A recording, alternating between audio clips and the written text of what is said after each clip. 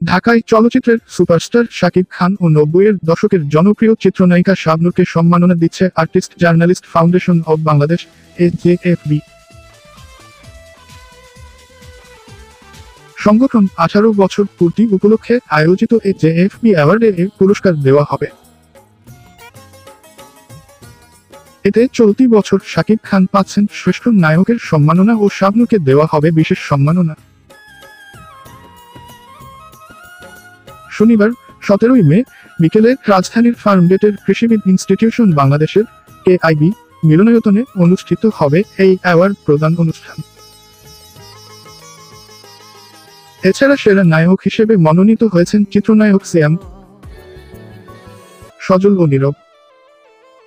সেরা নায়িকা বিভাগে আছেন শবনম বুবুলি ও নুসরাত ফারিয়া।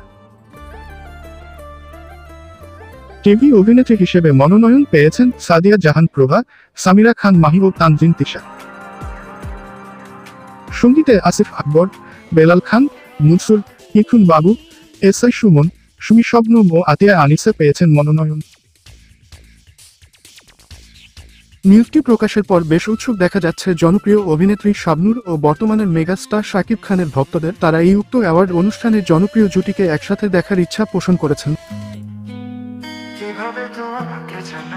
তারা চাচ্ছেন অভিনেত্রী শাবনূর যেন এই অ্যাওয়ার্ড অনুষ্ঠানটিতে যোগদান করেন। যদিও অভিনেতা শাকিব খান ও অভিনেত্রী শাবনূরের পুরস্কারের সংখ্যা বেশ ভারী, তারপরও তারা তাদের ভক্তদের ইচ্ছা পোষণ করার উদ্দেশ্যে যেন এই অ্যাওয়ার্ড অনুষ্ঠানে যোগদান করেন। সবার একটাই প্রশ্ন, শাবনূর কি আসছে এই অ্যাওয়ার্ডটি গ্রহণ করতে?